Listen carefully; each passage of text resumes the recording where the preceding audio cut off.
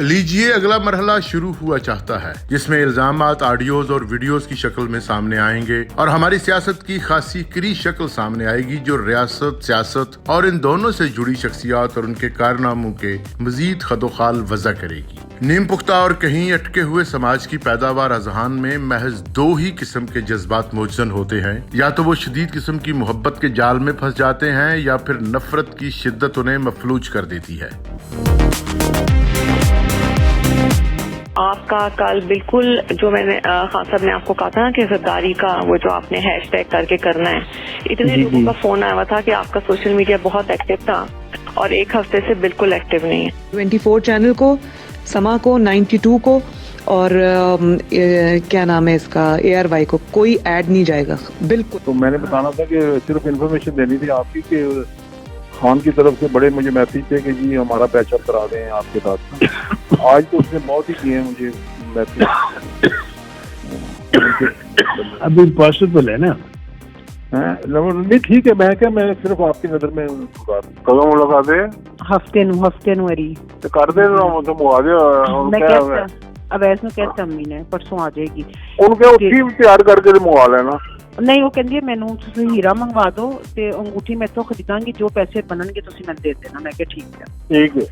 अच्छा दूसरी गल है कि उन्हें मैंने कहा कि खान साहब का फोन आया वे सुबह ताले टड़े खुल जाएंगे साइड से। मैं जी रिपोर्ट जमा कराई है, खान साहब ने कहा मेरी गारंटी है मैं खत्म करावांगा। हमारी सियासत और कारोबार हाय रियासत इन्हीं दो गालिब जज्बात के जेर असर परवान चढ़े हैं। सियासी तारीख की थोड़ी सी वरगर्दानी की जाए तो बखूबी अंदाजा होता है कि हमारी सियासी और समाजी रवायत किस बुरी तरह खताबात, अलकाबात और इल्जामात से अटी हुई है। मौलाना डीजल, खैर मौलाना नहीं उसे कहना चाहिए, डीजल कह रहा हूँ मैं। ये शबाज शरीफ बूट पॉलिशर चेरी ब्लॉसम, ये है गुलाम मरियम डाकू रानी।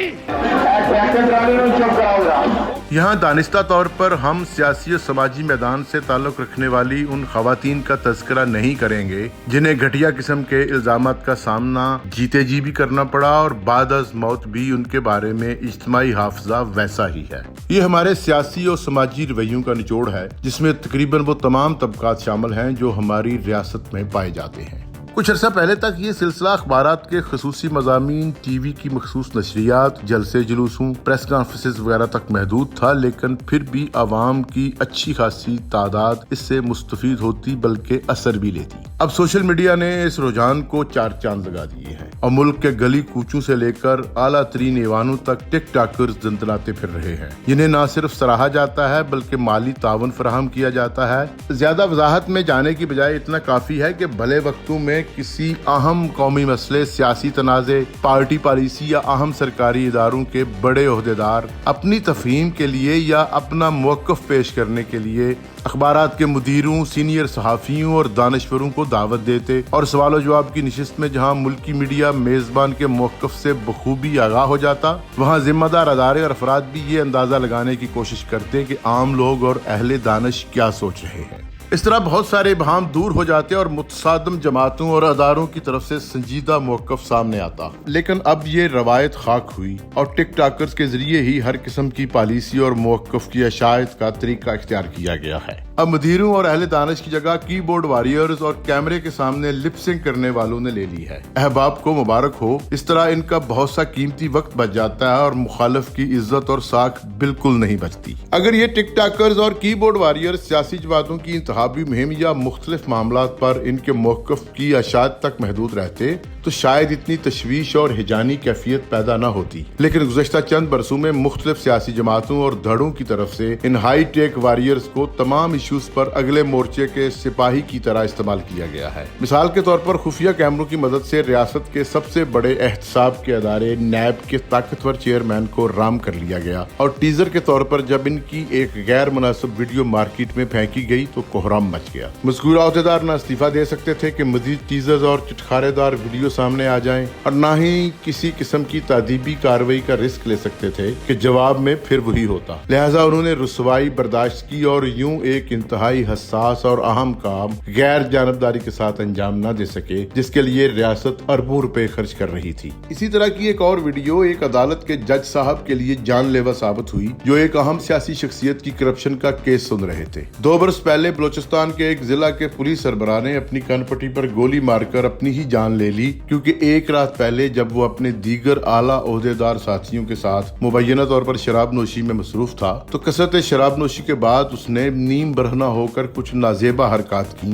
جنہیں وہاں موجود کسی دوسرے اعلیٰ عہدیدار نے فون میں ریکارڈ کر لیا اور اگلی صبح دوستوں کے ساتھ واٹس ایپ گروپ میں شیئر کر دیا. ڈی پی او صاحب جیسے ہی معمول کی سرکاری ذمہ داریوں کو نبھانے دفتر پہنچے تو محکمانہ ڈاک کے ساتھ انہیں اردلی نے وہ واٹس ایپ میسج بھی دکھا دیا جس کے بعد انہوں نے خودکشی کر لی. ایسے کتنے ہی واقعات روزمرہ کی بنیاد پر ہمارے ہاں رونما ہو رہے ہیں. اس میں شک نہیں کہ تحریک انصاف نے پاکستان کے روایتی سیاسی کلچر کو بہت تبدیل کیا ہے اور سیاسی جلسے جلوسوں سے لے کر پارٹی موقف کی اشاعت اور پارٹی قیادت کے ذاتی پروفائلز کو کامیابی کے ساتھ عوام کی بڑی تعداد تک پہنچایا ہے. ہائی ٹیک جلسے اور مناسب مواقع پر عوامی جذبات ابھارنے والے پارٹی ترانے، قومی نغمے، مخالف سیاستدانوں کے ایسے کلپس جن سے پارٹی کا بیانیہ مزید پر اثر ہو جلسے جلوسوں اور دیگر مواقع پر استعمال کر کے سیاسی فوائد حاصل کیے ہیں. یہاں تک شاید ٹھیک تھا لیکن ساتھ ہی ساتھ دوسری علائشیں بھی شامل ہونے لگیں اور پرجوش کارکنوں اور زبان درازی اور الزامی تضحیق کر کے پارٹی قیادت کے قریب جگہ بنانے والوں نے مخالف سیاسی جماعتوں اور ان کی قیادت کو حتی المقدور شرمندہ کرنے اور دیوار کے ساتھ لگانے کی کوشش میں اپنے قد سے بڑھ کر بولنا شروع کر دیا. اس عمل سے شاید کچھ دیر کے لیے اپنی سیاسی جماعت کو فائدہ پہنچا ہو لیکن سیاسی روایت زہر آلود ہونے لگی اور مخالفین نے بھی ویسا ہی جواب دینے کے لیے تیار ہونا شروع کر دیا. ایک دوسرے کی ویڈیوز اور آڈیو پیغامات یا بات چیت وائرل ہونے لگی اور قومی سطح پر نفرت مزید پیچیدہ ہونے لگی ہے. تحریک انصاف، مسلم لیگ نواز اور پیپلز پارٹی جیسی بڑی سیاسی جماعتوں میں آج کل سینٹرل ایگزیکٹو کمیٹیوں کی وہ حیثیت نہیں جو ٹک ٹاکرز، کی بورڈ واریئرز اور مخالف قیادتوں کے خلاف اخلاق سے گری ہوئی گفتگو کرنے والوں اور الزامات لگانے والوں کی ہے. پہلی مرتبہ پاک فوج کا ادارہ اور اعلیٰ ترین عہدیداروں کو شدید قسم کے رقیق حملوں اور الزامات کا سامنا ہے. ایک دوسرے کی قابل اعتراض ویڈیوز اور آڈیو پیغامات سامنے آنا شروع ہو گئے ہیں. فوج کے جرنیل، عدالتوں کے جج، مذہبی جماعتوں کے سربراہ، سرکاری عہدیدار، غرض کوئی بھی محفوظ نہیں. بدقسمتی سے ہمارے ہاں کسی جرم کی سزا اور تعدیبی کارروائی کا شفاف تصور قائم کرنے میں ناکامی کا سامنا کرنا پڑا ہے. اس لیے سزا اور شفاف عدالتی کارروائی جیسے امور متنازع ہو چکے ہیں. دوسری طرف میڈیا اور اس کی ناگزیر اخلاقیات کو اپنے اپنے فوائد کے لیے طاقتور اداروں اور افراد نے مکمل طور پر پامال کر دیا ہے جس کی وجہ سے غیر جانبداری اور شفافیت جیسے افعال اور امور اپنی معنویت اور افادیت کھو چکے ہیں. اس حوالے سے امید اور حوصلہ افزائی جیسے الفاظ اس لیے بے اثر ہیں کہ فریقین کے تیور دیکھ کر اندازہ لگایا جا سکتا ہے کہ یہ ابھی تدبر کو اپنانے کی پوزیشن میں نہیں. اس لیے ابھی مزید اذیتناک قسم کی ویڈیوز، آڈیوز اور سکینڈل سامنے آئیں گے اور قومی سطح پر اذیت پرستی کا موسم طاری رہے گا.